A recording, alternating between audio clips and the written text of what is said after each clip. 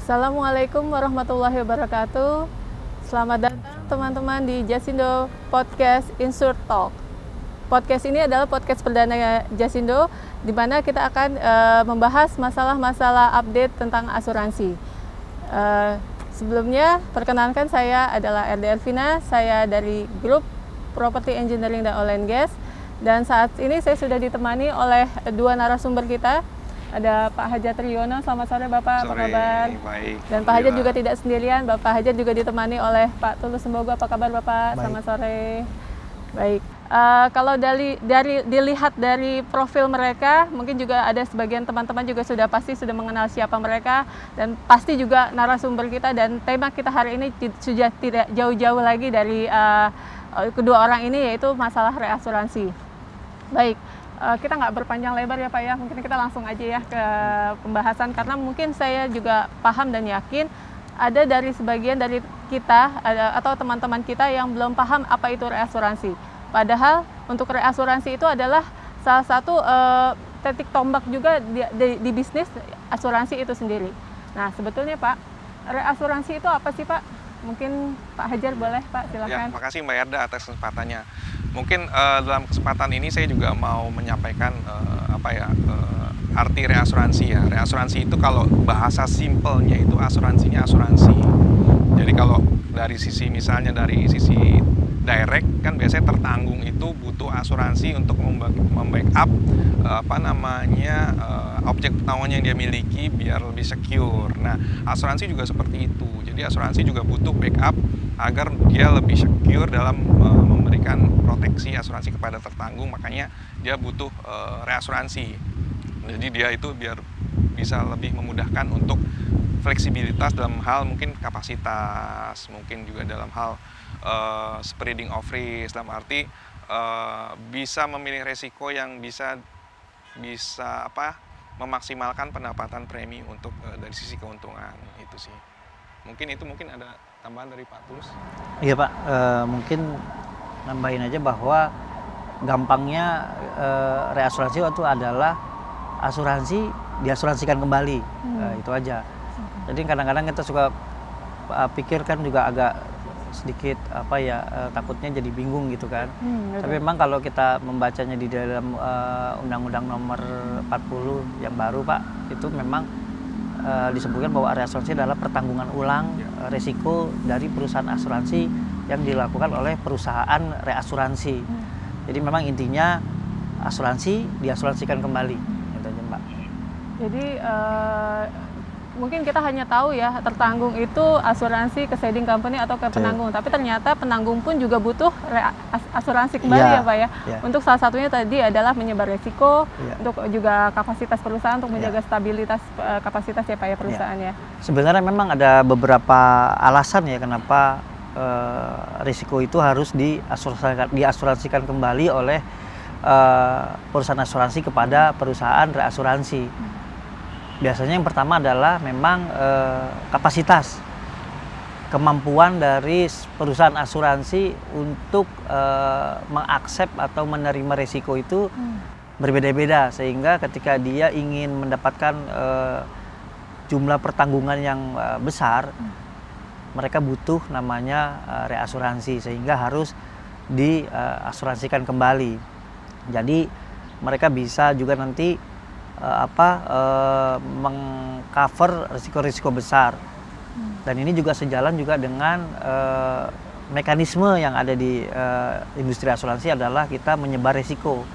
Kalau bahasa itunya spreading of risk, karena memang nggak akan sehat kalau ternyata satu risiko yang istilahnya berat atau mungkin agak kompleks atau material nilainya itu dipegang oleh satu perusahaan asuransi, sehingga nanti kalau ada terjadi apa-apa potensinya berbahaya.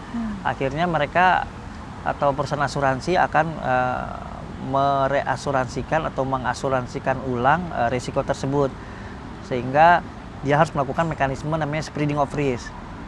Kemudian hasil yang dia dapat nanti dari peningkatan kapasitas, kemudian dari spreading of risk, nantinya mereka mendapat gambaran dari risiko-risiko yang nilainya material tadi dan risikonya complicated. Jadi dia punya gambaran. Oh, ternyata kalau nanganin objek kayak begini, ini seperti ini gitu. Dan mereka jadinya juga menambah pengalaman, menambah juga data mereka untuk nantinya mereka dapat menyusun atau membuat guideline underwriting untuk risiko-risiko tersebut. Jadi mereka dapat risk profile-nya secara utuh. Dan juga yang paling penting adalah stabilisasi daripada kemampuan labaan mereka. Karena mereka tidak ingin terganggu kalau nanti misalkan terjadi klaim, mereka punya tetap security-nya. Artinya profit mereka juga tetap terjaga. Betul. Baik. Berarti memang itu adalah tugas underwriter ya Pak ya, untuk melihat profil bisnis suatu pertanggungan, baik atau tidaknya, dibutuhkan atau tidaknya reasuransi atau tidak atas suatu penutupan. Atau mungkin ada tanggapan Pak? Ya memang sebenarnya kan reasuransi adalah core bisnisnya daripada usaha pertanggungan. Artinya memang dia bisnis intinya itu. Ketika asuransi tidak mendapat backup dari reasuransi, dia juga tidak akan bisa mengcover atau mengaccept risiko-risiko yang complicated dan cukup besar, sehingga mereka nantinya juga kemampuannya jadinya tidak bertambah pengalamannya. Jadi reasuransi memang dibutuhkan oleh asuransi juga dibutuhkan oleh reasuransi juga. Jadi mereka saling membutuhkan. Jadi memang core bisnisnya memang dari usaha pertanggungan adalah dari asuransi dan reasuransi. Sehingga underwriter juga harus paham kapan dia harus mengasuransikan, kapan dia harus mengasuransikan ulang, kapan juga dia mencari risk profile-nya yang istilahnya bisa untuk dapat kita cover. Jadi mereka harus menghitung itu gitu, baik dari segi preminya, security-nya. Nah, nanti kalau dia melakukan namanya reasuransi kan, karena reasuransi ini kan bisnisnya kan global. Jadi mereka juga bisa dapat pengalaman si underwriter ini. Oh, kalau mengcover ini harusnya begini, mengcover yang itu harusnya begitu kan gitu. Itu juga yang menjadi nantinya akan kembali lagi nanti ke underwriter itu sendiri ketika dia di posisi mengaccept atau melakukan proses akseptasi di asuransinya. Jadi nanti dari depan ke belakang, nanti yang dari belakang akan juga prosesnya akan ke akseptasi di asuransi. Jadi sebenarnya menambah pengalaman dan kemampuan keahlian daripada si underwriter itu sendiri. Nah, di asuransi sendiri kita kan mengenal dua istilah tuh ya Pak, treaty dan fakultatif. Nah, mungkin bisa dijelaskan Pak Hajar apa yang dimaksud dengan treaty? Oke. Kalau memang yang selama ini dikenal di reasuransi itu ada dua metode, yaitu treaty, satu treaty dan dua fakultatif. Nah, kalau treaty itu adalah perjanjian reasuransi yang sifatnya otomatis. Dan itu biasanya untuk satu line of business atau class of business. Jadi misalnya kita punya COP kebakaran, itu treaty itu mengcover untuk satu COP tersebut dan biasanya dalam jangka waktu setahun. Dan sifat dari treaty itu adalah follow the fortune. Jadi misalnya perusahaan reasuransi itu udah mempercayakan pena underwriting-nya kepada perusahaan asuransi. Jadi dia udah percaya deh, saya ikut aja apa yang di underwrite sama teman-teman asuransi. Ini saya berikan kapasitas. Nah, itu udah otomatis selama setahun. Nah, kalau fakultatif itu berdasarkan case by case. Jadi per tertanggung biasanya. Dan itu tidak otomatis. Itu berdasarkan per tertanggung, dan biasanya si reas itu masih biasanya belum mempercayai akan account tersebut biasanya sih, atau mempunyai loss ratio yang kurang bagus. Itu biasanya fakultatif. Dan kekurangannya itu kalau saya pikir agak takes time, agak makan waktu untuk fakultatif, karena kan kita istilahnya itu kan case by case. Dan itu kan biasanya makan waktu sehingga kita untuk mengakses suatu penutupan jadi agak delay. Berbeda dengan treaty yang lebih otomatis bisa diterima. Itu sih kekurangan dan kelebihannya kalau menurut saya.